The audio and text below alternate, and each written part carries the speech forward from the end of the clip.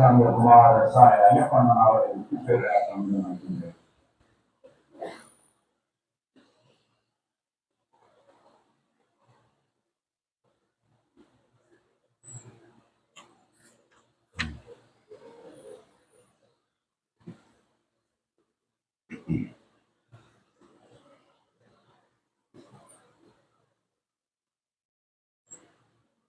தமிழ்ச்சங்கம் வளர்த்த மதுரையிலே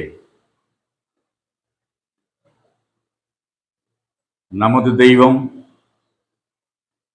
தேவகோமான் ஸ்ரீ வித்துநாயகம் மெய்வழி சாலை ஆண்டவர்களின் தயவினாலும் ஆசியினாலும் அன்பினாலும் இங்கே உருவாக்கப்பெற்ற மதுரை மெய்வழி வேதம் ஓதும் பாடசாலைக்கு வந்திருக்கும் மெய்வழி குல மக்கள் மெய்வழி தெய்வத்தின் வாக்கினை நம்பி இடரிடும் கடையினால் எனக்கரும் துணை இறைவா அருளென வேண்டி நிற்கும் நன்னூன் மக்கள் எல்லோருக்கும் என்னுடைய நமஸ்காரத்தை தெரிவித்துக் கொள்கிறேன்.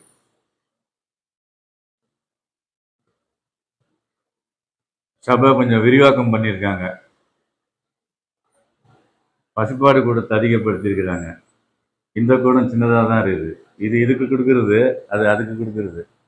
ஏதோ ஒன்று விரிவானா சரிதான். இப்போ காலையிலேருந்து அடித்து பிடிச்சி ஓடி வந்தோம். ஆனால் சரியான நேரத்துக்கு உள்ளே வந்துட்டோம்னு வச்சுக்கோங்க. எல்லாருமே சீக்கிரமாக வந்துட்டு இருக்கிறாங்க. ஆச்சரியமாக இருக்குது. யாருமே லேட்டாக வரலன்னு நினைக்கிறேன். அப்போ இதை எதை காட்டுதுன்னாக்கா, மெய்வெளியில் நாம் எப்படி இருக்கணுங்கிறது மக்கள் உணர்ந்துக்கிட்டு வராங்கன்றது காமிக்குது. அதை தான் தெய்வம் திருமணியன் அருளமதத்தில் சுட்டி காமிக்கிறாங்கன்றதை உங்களோட பகிர்ந்துக்க போகிறேன். வேற வேற வந்தது, ஆனால் இன்னைக்கு பேசுனதனுடைய தொடர்புலையே போயிட்டோம்னாக்கா ஒரே கோட்டில் மெய்வழி போகும். இல்லாட்டி பல கிளையாக போயிடும். ஒரு கிளையாக இருக்கிறது தான் மெய்வழி.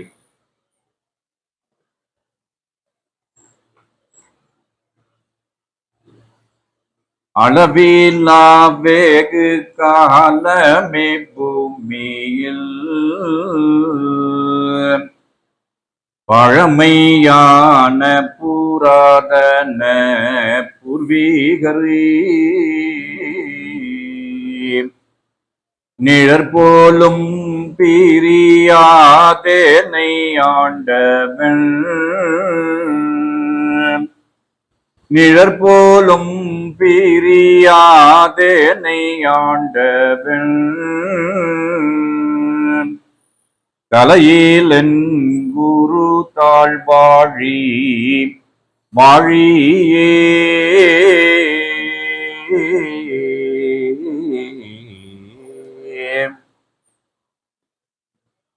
நம்ம மதுரை ஜிகே அண்ணா பேசினாரு. ஜீவன் ஒன்று, அது இருக்கிற இடம் ஒன்று, இதை தெரிஞ்சுக்கணும், அதை தெரிஞ்சுக்கணும், புராணங்களை பற்றி தெரிஞ்சு வச்சுக்கணும், எல்லாமே தெரிஞ்சு வச்சுக்க வேண்டிய அவசியமான ஒன்று தான். ஆனால் தெய்வம் என்ன சொல்றேன்னா, என்ன தெரிஞ்சுக்கிட்டா நீ எதுவுமே தெரிஞ்சுக்க வேண்டியதில்லடா. ஒரே வார்த்தையில் முடிச்சிட்டாங்க. பண்டித்துமெல்லாம் கொண்டாந்து கடுவெளி அனந்தர் கடமுடான்னு நிறைய அந்த வித்வான், அவர் நிறைய பாட்டெல்லாம் கடவுளி சித்தர் அவரது இவருன்னு எடுத்து விடுறாரு. என் பாட்டு என்னடா தெரியும்னாக்கா ஒண்ணுதான் தெரியும். அப்புறம் இது இல்லாம அது என்னடா, இது வேணும். ஆனா உலக மக்கள் கிட்ட பேசும்போது புராணங்கள் இத்தனை புராதனம்தான் புராணம் ஆச்சுங்கிற ஒரு உண்மையை இன்னைக்கு அவர் எடுத்து சொன்னாரு. கேது குடும்பத்தில் அதை சொல்றாங்க. பூமியடங்களுக்கும் ஓதும் புராதனம் கூறுவதே தெய்வீக மெய்வழியை தேடிடும் குடகமே ஆமனு ஈசனே வந்தே தேவர் கருள மூதம் தந்ததே. அங்க புராதனம் அப்போ அதை மருவிதான் புராணம் ஆயிடுச்சு அப்படிங்கிற ஒரு உண்மையை இன்னைக்கு எனக்கு புரிஞ்சுது. அதை எடுத்துக்குவோம். சரி, எப்படியோ தட்டு தடுமாறி இந்த பறந்து விரிந்திருக்கிற இந்த பிரபஞ்சத்துல நாம மனித தூலம் எடுத்துட்டோம். அதுவும் அவர் காவியம் நான் படிச்ச மாதிரி குரு சிலையும் சாட்சி வைத்து இந்த தேகம் எப்படி எடுக்கிறது அப்படிங்கிறது களிமாவேனும் பெருமுத்தும் திலங்கிய காணதின் சாணுக்குள்ளே அந்த பாட்டுல எது நான் முதல்ல அங்க போகுது அங்க முதல் முதலாய் உதித்த பொருள் எங்கே அந்த கேள்விக்கு விடைய அதுல வச்சிருக்கிறாங்க. அப்போ அந்த அமானித பொருள் அது ஒன்றும் எங்கே, இப்படி பல சிந்தனைக்குரிய கேள்விகளை கேட்டு அதுக்கு விடை எல்லாமே தெய்வம் வேதத்துல வச்சுட்டாங்க. பதில் ஒன்னே ஒன்று சொல்றாங்க, அறிவுடையோர்கள் தப்பித்துக் கொள்வார்கள் ஆக. ஆகறதுக்காக தப்பின என்னவா ஆவறதுக்கு யுகவித்தாய் ஆக. இப்படி புரிஞ்சுக்கிட்டு நம்ம நுணுகி நுணுகி பார்க்கணும் சொன்னாரு அவர். நுணுகி நுணுகி பார்க்கணும், லென்ஸ் போட்டு பார்ப்பாரு. அப்பதான் சின்ன சின்ன பளிச்சக்கர்லாம் தெரியும். அப்ப நம்ம இதை லென்ஸ் போட்டு பார்த்துடலாம். வேதத்துக்குள்ள இருக்கிற பொருளை பார்க்கணும்னா என்ன லென்ஸ் கொண்டு பார்க்க முடியும்? அதையும் தேடு குடும்பத்துல சொல்றாங்க. செவ்வரி படர்ந்த கண்களை அகட்டி கூத்து மகா அதிசயத்துடன் நிற்பார், உனக்கு அது காட்சிக்கு வரும். இல்லைன்னா தோற்றரவுக்கு வராது. எல்லாத்துக்கும் மேல இந்த மெய்வழியில நீ எப்படி இருந்தா எளிமையா நீ கை கொள்ளலாம்ன்றது இந்த வாக்கியத்தின் மூலமாக தெய்வம் உத்தரவு பண்றாங்க. இதை நாம பார்ப்போம். போன மாசம் என்னங்க பேசுனேன், என்ன கேட்காம விட்டுருன்னு பாத்தீங்களா? ஐயா சொல்லுங்க.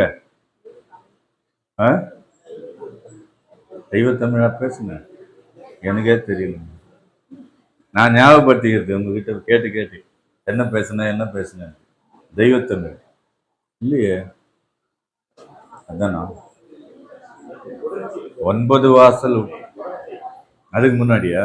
அதுக்கு முன்னாடி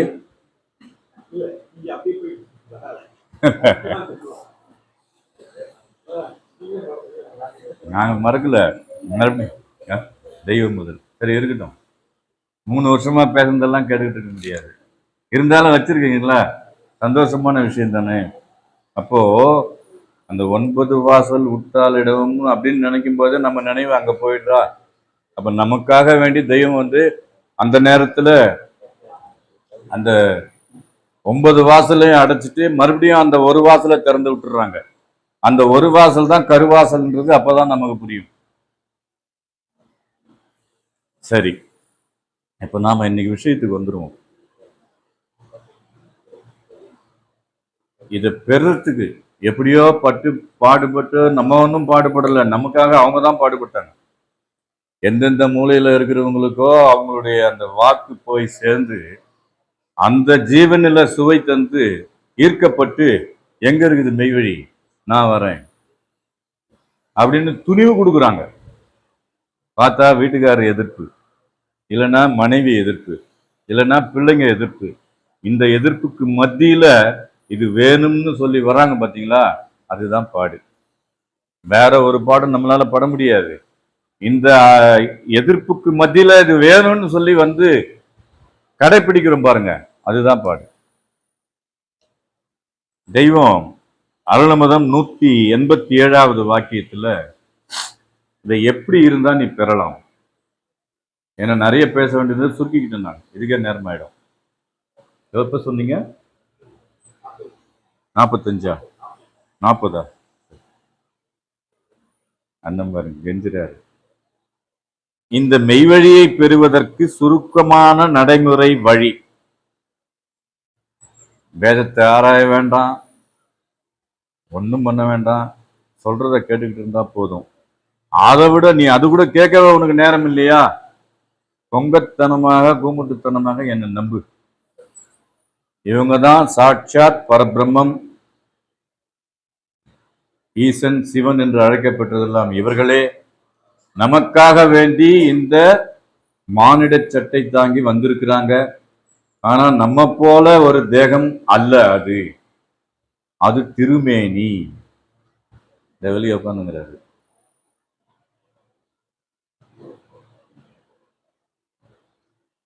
இந்த மெய்வழியை பெறுவதற்கு சுருக்கமான நடைமுறை வழி எம்மிடத்தில் ஒட்டி, நம்மிடத்தில் ஒட்டி, நம் பார்வைக்கு பார்வையாக நின்று பார்த்து கொண்டிருப்பவர்கள் நம் ஆசான். இதான் உழவு.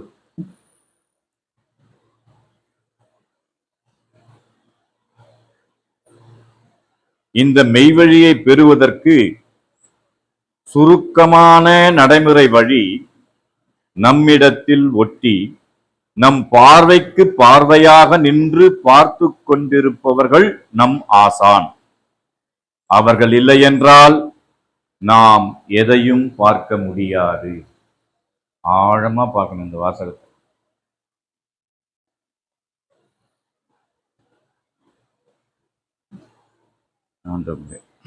அவர்கள் இல்லை என்றால் நாம் எதையும் பார்க்க முடியாது. நம் நினைவே அவர்களது ஆசனம் என்றிருப்பதுதான்.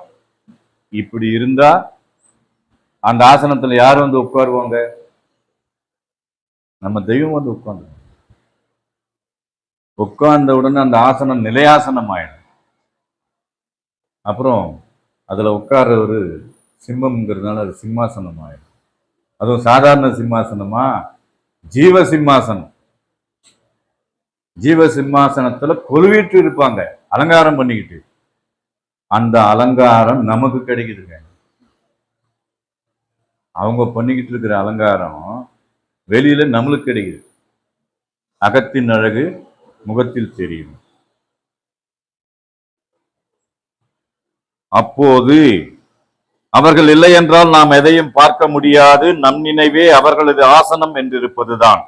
அப்போது உனக்கு வேறு எண்ணம், வேறு நினைவு வராது. அந்த அளவுக்கு கண்டிப்பா நாம யாருமே இல்லை. இதுதான் உண்மை. ஏன் அப்படின்னா உலக மும்மலத்துல ஒட்டு வச்சிருக்கிறோம்.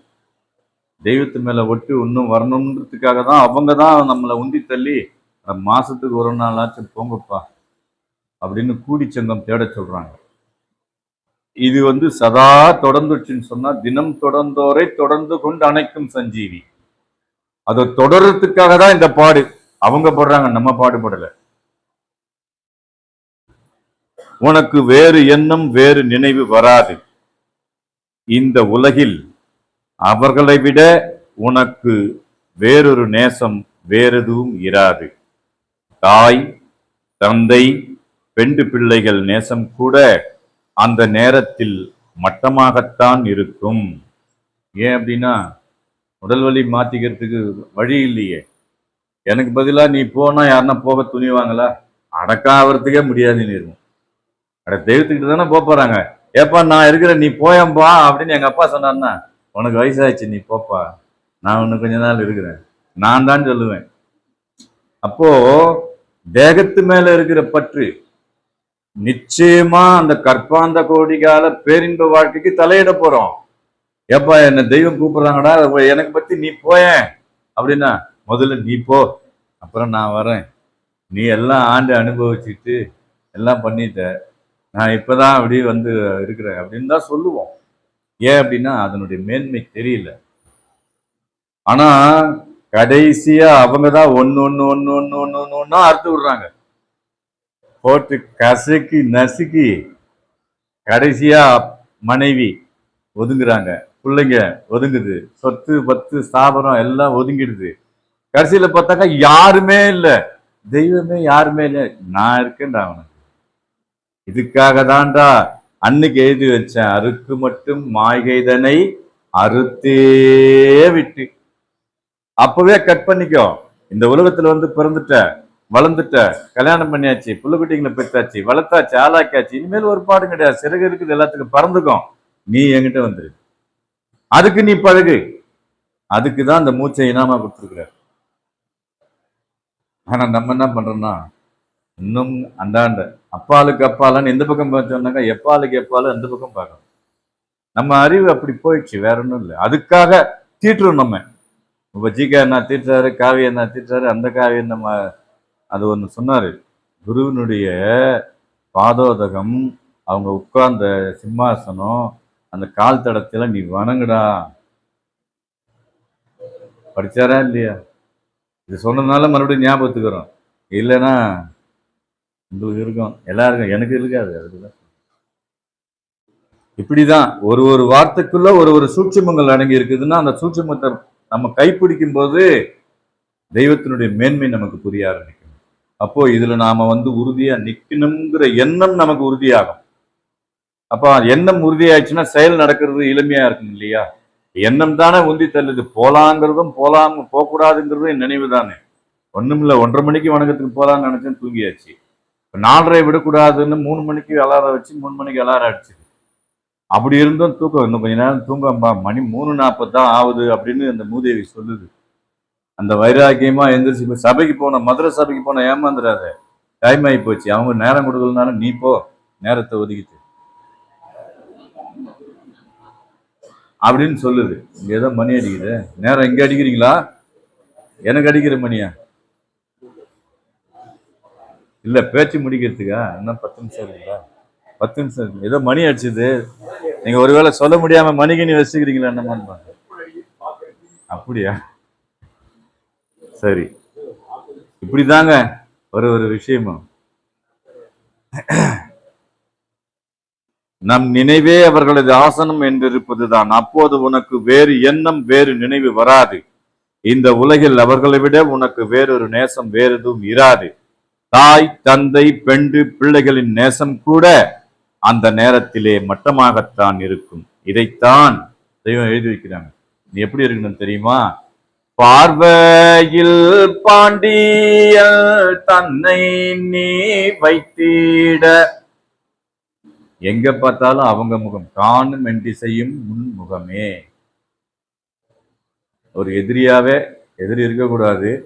நமக்குள்ள சகோதரத்துவத்துக்குள்ள ஒரு மனமாச்சரியம் ஏற்பட்டு விரோதமான எண்ணங்கள் இருந்தா கூட அவரை பார்த்தாலும் தெய்வம் தான் அவங்களுக்குள்ள இருக்கிறாங்கன்னு பக்குவம் நமக்கு வரணும். அப்படி வந்துட்டா தெய்வம் நமக்குள்ள இருக்காங்க அப்படிங்கிறது நம்ம உறுதியா தெரிஞ்சுக்கலாம். அப்படின்னா அப்படின்னா அவர் முன்னார் மறுபடியும் கிளாஸ் ஆகும், பிரச்சனைகள் வரும். பார்வையில் பாண்டியல் தன்னை நீ வைத்திட, பார்க்கும் தோழில் வேறு இல்லை ஐயா. நம்ம அப்படி வச்சுட்டோம், நம் பார்வைக்கு பார்வையாக இருப்பவர்கள் நம் ஆசான் அப்படிங்கிற ஒரு எண்ணத்துக்குள்ள வந்துட்டோம்னா நம்மள அவங்க பார்க்கறத விட மாட்டாங்க, வாட்ச் பண்ணிக்கிட்டே இருப்பாங்க. நமக்கு எங்க ஒரு ஆபத்து வந்துட போதுன்னு முன்கூட்டியே அதை சரி பண்ணி வச்சிருவாங்க அவங்க. பைபிள்ல கார்லாம் போட்டிருப்பாங்க, நான் பின்னாடி போவேன், உன் சமூகம் உனக்கு முன்பாக செல்லும்னு அந்த வாசகம் அதுல இருக்கும். காரியா நம்ம தெய்வம் நமக்கு முன்னாடி போயின்னுக்கிறாங்க. அப்ப நம்ம நினைவு தெய்வத்துக்கிட்ட தானே போவோம். அப்ப பாத்தீங்கன்னா முன்கூட்டியே நமக்கு ஏதாவது ஒரு ஆபத்து ஏற்படாத வகையில அவங்க எடுப்பெடுத்துருவாங்க. கொஞ்சம் பின்னாடி போனாக்கா நம்ம வேகத்தை குறைச்சிருவோம், அவர் சைடு வாங்கின்னு போவாரு. உன் சமூகம் உனக்கு என் சமூகம் உனக்கு முன்னால் செல்லும். என் சமூகம்ங்கிறது அவங்க தானே. அப்ப அவங்க முன்னாடி போவாங்க, அப்புறம் பார்த்தா அவர் அந்த பக்கம் போய் முட்டிக்கிட்டு இருப்பாரு எங்கேயாச்சும். ஏன்னா அந்த இடத்துல ஏதோ ஒரு நிகழும். இது பல அனுபவத்துல நம்ம பார்த்துருக்குறோம். போன முறை சிவகாசிக்கு வந்துட்ட போது ஒரு பெரிய அனுபவம் கிடைச்சது ஜெய்சுந்தருக்கு. அப்புறம் இன்னொரு சபையில சொல்லுவார் அதெல்லாம். பார்க்கும் தொழில் வேறு இல்லை ஐயா என்று அன்றே சுருக்கமாக எடுத்து வச்சாச்சு. எத்தனை கோடி நூல்களை படித்தாலும் இது தெரிய வருமா? வராது. நமக்கு எல்லா வல்லபமும் ஜீவேச தன்மையும் தருகின்ற அவர்களுடைய திருவார்த்தைகளை கேட்பதே நம் காது, இல்லாட்டி அது கேட்காது. அது கேட்காது. அந்த வார்த்தை உள்ள போலன்னா காது. தெலுங்குல காது இல்லைன்னா தெலுங்குக்கார யாருன்னா இருந்தா சொல்லுங்க. காதுன்னா இல்ல லேது, காதுன்னாலும் லேதுன்னாலும் ஒரே அர்த்தம் தான், இல்லை.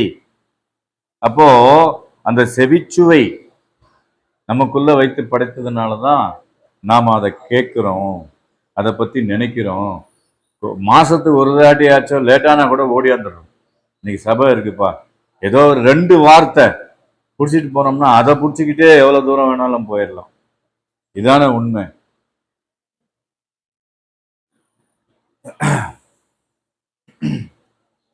எமக்கு நமக்கு எல்லா வல்லபமும் சீவேச தன்மையும் தருகின்ற அவர்களுடைய திருவார்த்தைகளை கேட்கிறதே நம் காது, மற்றையது காதல்ல. அவர்களை பற்றி பேசுகிறதே நம் வாய், மற்றது வாயல்ல என்ற எண்ணம் எல்லோருக்கும் வர வேண்டும். அடுத்து 188 இந்த பிரளய நேரத்துல என்ன நடக்கும், அப்ப நான் எப்படி உங்களை வச்சுக்க போறேன் அப்படிங்கிறத உத்தரவு பண்றாங்க. வர நிற்கின்ற அந்த அமல நேரம் எப்படி இருக்கும் என்று தெரியுமா? தெரியுமா? தெரியாது. ஆனா வயநாடு வழிஞ்சு விழுந்ததை டிவியில பார்த்தோம். வயநாடு வழிஞ்சி பெரிய பெரிய கட்டடம் எல்லாம் தரமட்டமாகி போய் எத்தனையோ பிண குவியல்கள் இன்னமும் உயிரோடு இருந்தா உள்ள அலறின்னு தான் கிடக்கும். அந்த ஜீவன் இருக்குதோ இல்லையோ, இருக்காது, சான்ஸ் இல்லை. 40 நாள் வரைக்கும் தாக்கு பிடிக்கும், அதுக்கப்புறம் போயிடும். அப்படி இருந்தது. போயிருந்த பார்த்தும் கூட அந்த அச்சம் நமக்கு இருக்கா? நிஜமா சத்து சொல்லுங்க. எனக்கு இல்ல, எனக்கு இல்ல. உயிரினுடைய உன்னதம் நமக்கு தெரியும், மற்றவங்களுக்கு தெரியாது. எத்தனை மலை வேணாலும் ஏறலாம் இறங்கலாம், நம்ம பார்க்கணும்ல. சரி, வர நிற்கின்ற அந்த அமளி நேரம் எப்படி இருக்கும் என்று தெரியுமா? ஆகாயம் பூமி முழுதும் ஒரே சூடாக இருக்கும். அந்த சூட்டின் கடுமையினால் கடல் நீர் கொதித்து கொதித்து உயர்ந்து ஜலம் உபரி காணும். அவ்வளவு வரை சூடு ஏறும். மகா வலுப்பமான கடலும் ஜலமில்லாமல் வற்றடிக்கப்படும். அது எப்படி நடக்க போகுதுங்கிறத இதுல விளக்கிட்டாங்க. என்ன இவ்வளவு தண்ணி எப்படி வந்துடும்? தாம்பரம் வரைக்கும் தண்ணி வரப்போகுது, கடல் வந்து ஊருக்குள்ள, அதுவும் தான் நடக்கும். ஆனா இது வெப்பத்தினால ஆவியாயி ஆவியாயி ஆவியாயி கடல் தண்ணி வற்றடிக்க போகுது. அவ்வளவு வரை சூடு ஏறும்.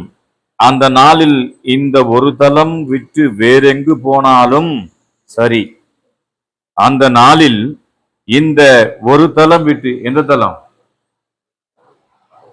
மெய்வழி அத்திபுரம்மா அண்ணல் இருக்கிறாங்களே அந்த தலம், இந்த ஒரு தலம் விட்டு வேறெங்கு போனாலும் சரி அப்படியே தான் இருக்கும். எங்கும் கொதிக்கிற ஒரே ஊற்று நீர்தான் சுடுதண்ணி. சாதாரணமா பயிலர்ல கொதிக்கிறது கை தவறி கை மேல விழுந்துச்சுன்னா தோல் எல்லாம் வழுந்து போகுது. கொதிநீர்ல எல்லாம் உள்ள வரப்போகுது, வீட்டுக்குள்ள கொதிநீர் வரப்போகுது, என்ன பண்ண முடியும்? ஒன்றும் பண்ண முடியாது. எங்கும் கொதிக்கிற ஒரே ஊற்று நீர்தான். தீ என்றதும் நீ எரிக்கிற தீயைத்தான் நினைப்பாய், ஆனால் வருவது அதுவல்ல, வருவது அதுவல்ல. தீயின் எசன்ஸ். தீயே இப்போ கேஸ்ல எரியுது ஃபார்ம். டைம் பார்க்காதீங்க, 2 நிமிஷம் இருக்குது. நான் பார்த்துட்டு தான் இருக்கிறேன். ஒருத்தர் அவரு பார்க்கறதுனால இவர் பார்க்கிறார். தீயின் எசன்ஸ். இப்போ இந்தியன் கேஸ்ல இருந்து கேஸ் வருது இல்லையா, வந்து ஃப்ளேம் பற்ற வச்சாக்கா நம்ம கண்ணுக்கே தெரிய மாட்டேங்குது இந்த ப்ளூ ஃப்ளேம். ஆனா அனல் எவ்வளவு அடிக்குது, இவ்வளவு உயரம் வரைக்கும் வருது. நம்ம கண் கூட பாக்குறது. இது வந்து இத்தினோண்டு சிலிண்டருக்குள்ள இருந்து வர பவர் ஒட்டு மொத்தமும் நெருப்பே காத்தே நெருப்பு காத்தா மாறப்போகுது. எசன்ஸ் பூரா காற்று வடிவத்துல வந்து அந்த கேஸ் ஃபார்ம் ஆகி நம்ம உடம்பு மேல அடிக்க போகுது. தீ என்றதும் நீ எரிகிற தீயைத்தான் நினைப்பாய், ஆனால் வருவது அதுவல்ல, தீயின் எசன்ஸ். சர்வமும் பொசுங்கி சாம்பலாவதை காணலாமே ஒழிய அந்த நெருப்பின் நிறத்தையோ வடிவத்தையோ பார்க்க முடியாது. அப்ப எப்படி இருக்கும்? எங்க போய் ஒளிஞ்சுக்குது? தண்ணிக்குள்ள கொதிக்கலான்னா தண்ணி கொதிக்குது, இந்த பக்கம் வாட்டுது. அப்ப யார் வந்து காப்பாத்துவா அப்படிங்கிறத பின்னாடி சொல்றாங்க. பார்க்க முடியாது. அப்படியான அந்த ஒரு நேரத்தில் இந்த உத்தியோகத்தில் மட்டும் அருட்பிரவாக நதியானது ஜீவனுக்கென்று ஓடிக்கொண்டிருக்கும். இப்போ அதுதான் ஓடிக்கிட்டு இருக்கு. இப்ப அந்த அருட்பிரவாக ஜீவ நதியினுடைய நீர் தான் எல்லாருடைய செவியிலையும் புகுந்துகிட்டு இருக்கு. இதை கேட்டு கேட்டு கேட்டு கேட்டு நம்ம தேகத்துக்கும் ஜீவனுக்கும் கவசம் போடுறாங்க தெய்வம். இதை உணர்ந்துகிட்டோம்னு சொன்னா தப்பிச்சுக்கலாம். இல்ல அது பாட்டுக்கு இருக்கட்டும், நம்ம பாட்டுக்கு இருப்போம் அப்படின்னா அந்த இருள் அமளியில் சிக்கி சின்னாபின்னப்பட வேண்டிய நிலைக்கு நம்மளா கொண்டு போய் நம்மளை மாட்ட விட்டுருவோம். அதாவது அங்க எவ்வளவு அழகா வார்த்தையை தெய்வம் உத்தரவு பண்றாங்க பாருங்க. அப்படியான அந்த ஒரு நேரத்தில் இந்த உத்தியோவனத்தில் மட்டும் அருட்பிரவாக நதியானது ஜீவனுக்கென்று ஓடிக்கொண்டிருக்கும். எப்போது அது? எப்போ அது? அதாவது சங்கார காலம் வரும் என்று உன் உள்ளத்துக்குள்ளாக சத்தமில்லாமல் ஒரு நினைவு கேட்குதல்லவா? என்னதான் உலக வாழ்க்கையில தேட்டில மூழ்கி இருந்தாலும் சில நேரத்தில் அந்த எண்ணம் நமக்கு வருது. என்னடா தெய்வம் உத்தரவு பண்ணதெல்லாம் நடந்துடும் போல இருக்குதே, நம்ம இப்பதான் கொஞ்சம் அப்படின்னு வந்துட்டு இருக்கிறோம், நல்லா கொஞ்சம் அனுபவிக்கலாம்னு பார்த்தா இது வேற வந்துருச்சே அப்படின்னு அந்த பயமும் நமக்கு எழுது, நிச்சயமா எழுது.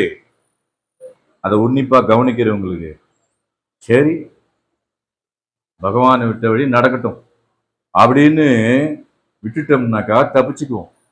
தன் முயற்சி கொண்டு இப்படி பண்ணிக்கலாம் அப்படி பண்ணிக்கலாம் பாதுகாப்பை தேடிக்கலாம் அப்படின்னாக்கா நடக்காது, மாட்டிக்குவோம். அதாவது சங்கார காலம் வரும் என்று உன் உள்ளத்துக்குள்ளாக சத்தமில்லாமல் ஒரு நினைவு கேட்குதல்லவா? ஆம். அதற்கு பதில் என்ன? அதுக்கு என்ன பதில்? என்னப்பா இப்படிலாம் சொன்னாங்களே, நடத்தாதை நடத்த போராண்டி இந்த நாட்டில் உள்ளவரை நடுங்கச் செய்வான் எழுதி வச்சாங்களே, இப்போ எல்லா நாடும் நடுங்கிட்டு தானே இருக்குது. இவன் அணுகுண்டு போடுவானா, அவன் அணுகுண்டு போடுவானா, இவன் பண்ணுவானா, அவன் பண்ணுவானா, வேலை இல்லாத குறை, மக்கள் பெருக்கம் ஜாஸ்தி, உணவு பற்றாக்குறை, இப்படி எல்லாமே கலகங்கள் தான் இருக்குதே தவிர மனிதனை மனிதன் உகந்து அவனுக்கு ஒரு உபகாரம் செய்யணும், ஒரு மேன்மைக்கு வழிவகுக்குங்கிற எண்ணங்கள் சுருங்கி போச்சு. ஆட்சி தன்றார் வானத்தாகி சென்றார்னு தேடு கொடுத்த சொல்ல மனிதனுடைய எண்ணம் எப்ப சுருங்குச்சோ அப்பவே போச்சு. அது கூறாவல, விரிவாகவும் ஆகல, சுருங்கி போச்சு. அப்போ அதற்கு பதில் ஆண்டவர்கள் தங்கள் திருமேனியை சுட்டி காட்டி அதோ இருக்குது பார், அது எல்லாம் பார்த்து கொள்ளும். இதாங்க நம்ம தப்பிக்கிறதுக்கு ஒரே வழி என்ன தெரியுமா? நம்ம ஆட்கொண்ட நம்ம தெய்வம் இருக்கிறாங்க, அவங்க சொன்னபடி நாம நடக்கணுங்கிற முயற்சி இருக்கு. அப்போ இதெல்லாம் வந்தா எப்படி தப்பிக்கிறது அப்படின்னு நம்ம முயற்சி பண்ணக்கூடாது. அதோ இருக்குது பார், அதுவே எல்லாம் பார்த்து கொள்ளும். அதோ இருக்குது பார், அது எல்லாம் பார்த்து கொள்ளும். நமக்கேன் யோசனை, தன்னறிவுல போகாத. எப்படி அழகான வாசனைய கூட போச்சு. சொல்ல மணி அடிக்காம இருக்கீங்க, இதை முடிஞ்சிருச்சுங்க. நமக்கேன் யோசனை என்றிருந்தால் அது போதும், நீ தப்பி விடுவாய். தப்பிக்கிறதுக்கு யோசனை தெய்வம் சொல்றாங்கங்க, கேட்டுக்குவோம் நாங்களும். நீ தப்பி விடுவாய். நிச்சயமாக தப்பிக்கிறதுக்குரிய நேர்மையான பாதை அது. நம்மளுடைய குய்த்து குபாடம் வஞ்சகம் சூது பொறாமை எதுவும் வேண்டாம். ஆனால் நிச்சயமாக தப்பிக்கிறதற்குரிய நேர்மையான பாதை இது. இந்த நம்பிக்கையாளர்களுக்கு அந்த அமளியில் நின்று மீள்வது வெண்ணையில் மயிரை போட்டு எடுத்தார் போல இருக்கும்.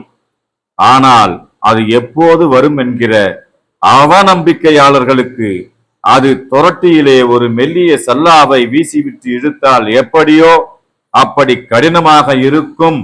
ஆகவே அவர்கள் உத்தரவு பண்றது போல அதோ அவர்கள் இருக்கிறார்கள், அவர்கள் பார்த்து கொள்வார்கள், நாம் நம் கடமையை செவ்வன செய்வோம் என்று அவர்களுடைய திருவடியை சார்ந்து வாழ நாம் பழகிக்கொண்டேமே. ஆனால் அந்த அமளியிலிருந்து தப்பிப்பது திண்ணம் என்று கூறி அவர்களுடைய பாதார விந்தங்களிலே பரிபூரண சரணாகதி அடைந்து அவர்கள் அளக்க நிற்கும் நிஜநிதி புதுவாழ்விலே மனங்கூடி சேர்ந்து பொல்லா பிறப்பினை ஒழித்து அவர்களோடு ஒட்டி வாழ்வோம் என்று கூறி என்னுடைய முத்திப்பேரரை மீண்டும் தொடரும்.